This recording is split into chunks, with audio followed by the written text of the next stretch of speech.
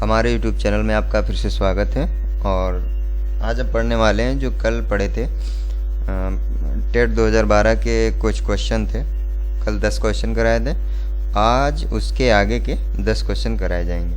ठीक है, तो उसके आगे जो है आज पढ़ते हैं। काफ़ी अच्छे सवाल हैं ये और इनका तरीका मालूम होना चाहिए। एक बार तरीका समझ गए तो इस टाइप से अगर कोई भी क्वेश्चन आएगा तो बहुत ही आसान तरीके से हम उसको सॉल्व कर सकते हैं। ठीक है, तो देखते हैं। पहला सवाल है यहाँ पे, किसी वस्तु का अंकित मूल्य 500 रुपया है। ठीक है, अंकित मूल्य कितना है? 500 रुपया। इसको MP लिखते हैं, मार्केट प्राइस इसकी कितना है? 500। अब कह रहा है दुकानदार 5% की छूट देता है, तो छूट जो होती है वो अंकित मूल्य पे होती है। छूट किस पे होती है? अंकित मूल्य पे। और एक बार हमने परसेंटेज वाले में बताया था कि जब भी कभी आएगा 5%, 25%, तो उसको हम फ्रैक्शन में कैसे लिखेंगे। तो 5% को हमने क्या बताया था? 5% को लिखते हैं 1/20। ठीक है, 1/20। तो 5% की छूट देता है, तो 5% की इसका 5% निकालेंगे, मतलब 1/20 निकालेंगे, 25। तो उसको कितने में बेचेगा? वो कितने में बेचेगा? SP हो जाएगा उसके लिए। इसको घटाएंगे, 500 में से 25 को घटाएंगे, 475 आ गया। अब ये SP है और कह रहा है कि वो 25% का लाभ कमाता है। देखो ये जो व्यक्ति है ये कितने में बेच रहा है? कितने में बेच रहा है? 475 में। और ये इसको कितना परसेंट का लाभ हो रहा है? 25% का। यानी कि 25% को अगर हम लिखें तो कितना होगा? 1/4। 1/4 1 का लाभ हो रहा है उसको, और खरीदा किस में था? 4 में। तो बेच कितने में बेचेगा भाई? 4 1 5 में बेचेगा। और कितने यहाँ पे कितना है? 475। तो 5 की वैल्यू क्या है? ये 475। 5 की वैल्यू जब 475 है तो 1 की वैल्यू कितनी होगी? 5 9 45 और 5 25। 1 की वैल्यू 95। और तो उसको कितने में पड़ी थी भाई? 4 में खरीदा था, और 4 की वैल्यू 4 से मल्टीप्लाई कर दो, कितना हो जाएगा? 4 5 20, 4 9 36, 2 38। तो कितनी वैल्यू? उसका लागत मूल्य कितना था? 380। यानी कि उसने 380 में खरीदा था और बेचा किस में? 475 में। और वो भी छूट देके, 5% की छूट देके। अंकित मूल्य कितना था? 500 रुपये। तो ये सवाल समझ में आया कैसे निकाला? भाई अंकित मूल्य है, इसमें छूट जो है घटा देते हैं, तो ये SP हो जाएगा। जो खरीदेगा इससे उसके लिए ये SP हो, मतलब इस व्यक्ति का जो है ये SP हो जाएगा। अब वो क्या होगा कि 25% का लाभ इसने कमाया है, तो ये कितने में खरीदी होगी? उसी पे। तो जो क्रय मूल्य पे लाभ किस पे होता है? क्रय मूल्य पे। तो जैसे 25% का लाभ है तो इसको हम क्या लिख सकते हैं? 1/4। अब 1/4 में हम क्या देखते हैं कि इसने जो है इसका CP कितना होगा? 4 होगा। और ये क्या है? प्रॉफिट है। तो SP कैसे निकालते हैं? CP plus profit. तो 4 1 5 5 हो जाएगा। और 5 कितने किसके बराबर है? ये 475 के बराबर है। अब 5 की वैल्यू 475 है, तो क्या निकालेंगे हम? 1 की वैल्यू, और 1 की वैल्यू निकल आएगी। तो CP की वैल्यू कितनी है? 4। यानी कि 4 की वैल्यू निकालेंगे, कितना आएगा? 380। वस्तु का लागत मूल्य कितना होगा? 380 रुपया। ठीक है, इस टाइप से हम ये वाला सवाल कर सकते हैं। अगला क्वेश्चन देखते हैं। अगला क्वेश्चन है आपका, ये अगला कह रहा है कि राधिका ने 2,50,000 में एक कार खरीदी। अगले वर्ष इसकी कीमत 10% गिर गई और पुनः अगले वर्ष इसकी कीमत 12% गिर गई। तो इन 2 वर्षों में कार की कीमत में संपूर्ण घटने का प्रतिशत निकालना है। तो जब भी सवाल ऐसे आते हैं कि 10% कम हो जाती है, 10% बढ़ जाती है, तो टोटल बताओ कितना फ़र्क पड़ेगा या कितना इफ़ेक्ट पड़ेगा टोटल पे। तो कैसे निकालते हैं? एक फार्मूला है इसमें, देखो, A + B + AB/100। ठीक है, तो ये A और B क्या है? ये परिवर्तन है। और हमेशा जब कोई चीज़ किसी वस्तु की कीमत गिरेगी तो उसको माइनस में डिनोट करेंगे, और जो बढ़ेगी अगर तो उसको प्लस में डिनोट करेंगे। तो यहाँ पे देखो दोनों तरफ गिरी है, कीमत दोनों तरफ गिरी है, तो इसको क्या में डिनोट करेंगे, माइनस में। तो ए की वैल्यू कितनी है, 10 -10। ऐसे बी की वैल्यू -12। ऐसे देखो ए की वैल्यू -10 और इंटू -12/100। अब देखो यहाँ पे ये कितना हो जाएगा, 22 और माइनस माइनस प्लस 120/100। -22 प्लस देखो 2 जीरो हैं, 1.2 आ जाएगा। और इसको जब हम घटाएंगे तो कितना आएगा, 20.8। 20.8 माइनस के आएंगे। देखो माइनस का मतलब क्या है, इसकी कीमत गिरेगी, यानी कि टोटल इसकी कीमत 20.8% गिरेगी। ये गिरेगी किस, क्या डिनोट कर रहा है, माइनस। जो माइनस चिन्ह यहाँ पे है वही तो बता रहा है कि ये इसकी कीमत गिरेगी या बढ़ेगी। तो आंसर कौन सा हुआ आपका, 20.8%। ये आपकी कीमत इतनी जो है कीमत गिर जाएगी। ठीक है, अगला क्वेश्चन देखते हैं। अगला क्वेश्चन है आपका, ये सवाल है करड़ी का है। इसको कैसे करेंगे, सिंपल सा क्वेश्चन है ये। पहले देखो 248 प्लस 52 और प्लस 144 का अंडर रूट क्या होता है, 12 लिख लिया। 248 प्लस 52 12 कितना होता है, 64 होता है। अब ये 64 का अंडर रूट निकालेंगे तो 8 हो जाएगा। अब देखो ये कितना हो गया, 256। इसका अंडर रूट कितना होता है, 16। यानी कि ऑप्शन हमारा कौन सा हो जाएगा, 16। ठीक है, अगला क्वेश्चन देखते हैं।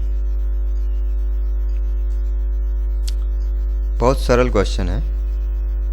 माना कि दिशाओं को इस प्रकार घुमाया जाए कि जहां दक्षिण पूर्व दिशा है वहां उत्तर दिशा प्रदर्शित की जाए, तब पश्चिम दिशा किधर दर्शाई जाएगी। देखो ऐसे सवालों में क्या करते हैं, फिगर बना लेते हैं। जैसे हमको पता है कि ये नॉर्थ होती है, ये साउथ होती है, ये ईस्ट होता है और ये वेस्ट होता है।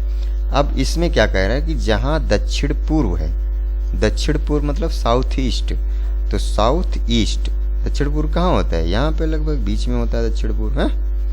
और कह रहा है कि जहां दक्षिण पूर्व दिशा है वहां उत्तर दिशा प्रदर्शित,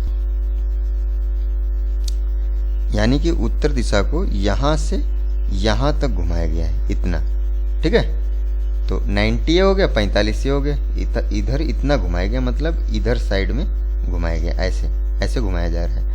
तो कह रहा है कि पश्चिम दिशा किधर जाएगी, पश्चिम कहाँ पे है, ये वाली है। और ये इसमें क्या कह रहा है कि किधर घुमाना है, इधर घुमाना है, तो ये भी तो इधर जाएगी। और कितनी जाएगी, देखो ये कहाँ थी और यहाँ तक लाई हम लाए, तो ये 90 हो गए और 45 ये। तो ऐसे ही ये जब जाएगी तो 90 ये वाली जाएगी और 45 ये इधर, यानी कि वेस्ट कहाँ पे हो जाएगा, यहाँ पे हो जाएगा वेस्ट।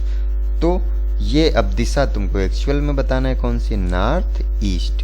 नॉर्थ ईस्ट के बीच में वेस्ट आ गया, तो कौन सी दिशा हो जाएगी, किधर दर्शाई जाएगी, नॉर्थ ईस्ट में।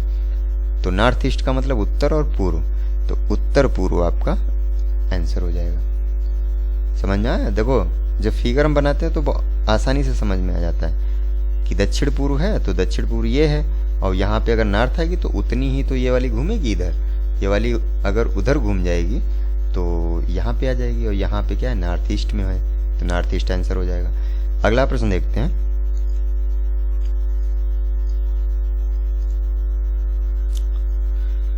किसी संख्या का 16% जब 21 से जोड़ा जाएगा तो स्वयं संख्या प्राप्त हो जाती है। 16% जब 21 से जोड़ते हैं तो स्वयं संख्या आ जाती है। तो देखो यहाँ पे 16% है तो संख्या हम क्या लिखते हैं, 16x/100। भाई 16% है, कोई भी संख्या x मान लो, x को हमने संख्या मानी है, और इसका 16% ये हो गया। इसमें जब हम 21 जोड़ते हैं तो क्या हो जाता है, वही संख्या हमको प्राप्त हो जाती है। अब इधर इसको इधर ले जाएंगे, कितना हो जाएगा। देखो सवाल जब कैलकुलेशन आपकी फास्ट होगी तो बहुत जल्दी सवाल लग जाएगा। अब इसका एलसीएम लोगे 100x हो जाएगा इधर, और 100x में से 16x गए 84 हो जाएगा। 84x/100 बराबर 21। अब ये देखो कट गया 4, और ये 4 से 25 हो जाएगा। तो x की वैल्यू कितनी आ गई, 25। मतलब संख्या कौन सी थी, 25 थी। ये वाला ऑप्शन आपका सही हो जाएगा। अगला प्रश्न देखते हैं। किसी 5 सदस्यों वाले परिवार की औसत आयु 20 वर्ष है और परिवार का सबसे छोटा सदस्य 10 वर्ष का है। जब सबसे छोटा सदस्य पैदा हुआ तब परिवार की औसत आयु क्या थी? मतलब जब पैदा हुआ था तो उससे पहले परिवार की औसत आयु क्या थी? तो हम कैसे निकालेंगे? देखो यहाँ पे हम सबसे पहले क्या करते हैं कि 5 सदस्यों वाले परिवार की औसत आयु 20 वर्ष है, तो टोटल एज कितनी हो गई, कुल आयु कितनी हो जाएगी इसकी? 5 गुणे 20 तो 100 हो गई। अब देखो भाई, जब सबसे छोटा सदस्य पैदा नहीं हुआ था यानी कि 10 वर्ष पहले, तो 10 वर्ष पहले जब हम निकालेंगे तो सबकी 10 वर्ष घटेगी, क्योंकि 10 वर्ष पहले की हम निकाल रहे हैं। तो 10 वर्ष सबकी जब घटेगी तो 5 सदस्यों की 10 वर्ष घटाएंगे, तो 5 सदस्यों की 10-10 करके कितनी हो जाएगी? 50 वर्ष। अब 50 जो है इसमें से घटा देंगे, कितना हो जाएगा? 50 वर्ष आ जाएगी। अब क्या है, ये 50 वर्ष टोटल तब थी जब वो सदस्य, छोटा वाला सदस्य पैदा नहीं हुआ था, और जब पैदा नहीं हुआ था तो ये 50 किसकी थी? चारों सदस्य की थी। अब चारों सदस्य की 50, कुल एज कितनी है? 50। तो औसत कैसे निकालते हैं? बटे कुल संख्या। तो इसको डिवाइड करते हैं, कितना आ जाएगा? 12.5। 12.5 वर्ष का मतलब है 12 वर्ष और आधा साल मतलब 6 महीने। तो 12 वर्ष और 6 महीने, ये आपका आंसर हो जाएगा। ठीक है, अगला क्वेश्चन देखते हैं। एक वृत्त की परिधि 4 पाई से 8 पाई बढ़ाई जाती है तो उसका क्षेत्रफल क्या होगा? देखो सबसे सरल क्वेश्चन ये है कि वृत्त की परिधि बढ़ाई जा रही है कि पहले कितनी थी? 4 पाई और कितनी हो जाएगी? 8 पाई। कितनी हो जाएगी? 8 पाई। अब देखो यहाँ पे एक चीज याद रखो कि परिधि 2 गुनी हो रही है। परिधि कितने गुनी हो रही है? 4 दूनी 8, 2 गुनी हो रही है। परिधि अगर 2 गुनी होगी, 2 गुनी, तो त्रिज्या भी 2 गुनी होगी। परिधि जब 2 गुनी होगी तो त्रिज्या भी 2 गुनी होगी। अब जब त्रिज्या अगर 2 गुनी होगी तो क्षेत्रफल कितना होगा? 4 गुना, क्योंकि क्षेत्रफल क्या होता है? पाई आर स्क्वायर। जितनी त्रिज्या होती है उसका स्क्वायर। क्यों? यहाँ पे देखो, अगर त्रिज्या 2 गुनी होगी तो क्षेत्रफल कितना बढ़ेगा? 4 गुना, क्योंकि यहाँ पे आर का स्क्वायर हमको करना है। जो त्रिज्या होती है उसका स्क्वायर करना है। तो अगर परिधि 2 गुनी होगी और हमको पता है कि परिधि अगर 2 गुनी होगी तो त्रिज्या भी 2 गुनी होगी, तभी तो परिधि 2 गुनी होगी। और जब त्रिज्या 2 गुनी होगी तो क्षेत्रफल कितना होगा? 4 गुना होगा, क्योंकि यहाँ पे फार्मूला क्या होता है? पाई आर स्क्वायर, यानी कि त्रिज्या का स्क्वायर बढ़ेगा। तो त्रिज्या कितनी है? 2 गुनी, तो क्षेत्रफल कितना होगा? 4 गुना 2 का स्क्वायर। ठीक है, तो यानी कि 4 गुना आपका ऑप्शन हो जाएगा। अगला प्रश्न देखते हैं। यदि n प्राकृतिक संख्याओं का माध्य इतना है तो n का मान ज्ञात कीजिए। तो कैसे निकालेंगे? देखो n प्राकृतिक संख्याओं का माध्य ये है और हमको एक फार्मूला पता है कि n प्राकृतिक संख्याओं का योग कितना होता है? ये n प्राकृतिक संख्याओं का योग कितना होता है? ये। और n और माध्य का मतलब क्या होता है कि कुल संख्याओं का योग बटे कुल संख्या है। तो कुल संख्याओं का योग ये है और बटे कुल संख्या ये है। n संख्या है, ये कितना है? 15। अब देखो n कैंसिल हो गया, n + 1 बटे 2 बराबर 15, यानी कि n + 1 बराबर कितना हो जाएगा? 15 दूनी 30। n की वैल्यू कितनी आ गई? ये घटा दोगे इधर जाके, 29। n की वैल्यू कितनी हो गई?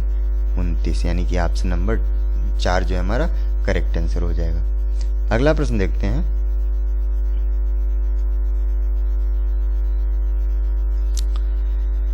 कोण ज्ञात कीजिए जो अपने कोटिपूरक के बराबर है। कोटिपूरक कितना होता है? 90। अब वो कोण ज्ञात करना है जो अपने कोटिपूरक कोण के बराबर, यानी कि अगर हम x मानेंगे कोई कोण को तो दूसरा कोण कितना होगा? 90 - x, 90 - x। ठीक है, दूसरा कितना होगा? 90 - x। और ये दोनों बराबर हैं, कह रहा है ये दोनों बराबर हैं, कोटिपूरक के बराबर है। तो अब ये x इधर आएगा, 2x बराबर 90, तो x बराबर कितना हो जाएगा? 45, यानी कि ऑप्शन हमारा कौन सा हो जाएगा? थर्ड वाला, 45 डिग्री। अगला क्वेश्चन देखते हैं, ये तो सरल था।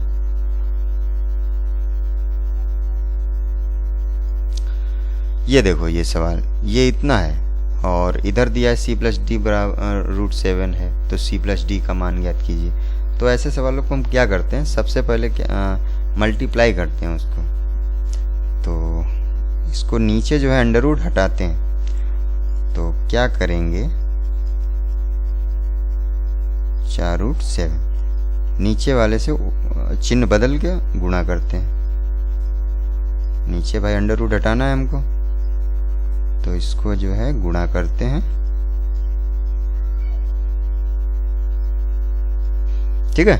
और देखो ये गुणा करेंगे 3 तियां 9 प्लस 3 चक्कू 12 √7 प्लस ऐसे ही 3√7 हो जाएगा। और ये इसकी गुणा कराओगे तो √7 इंटू √7, तो 7 और चक्कू 28।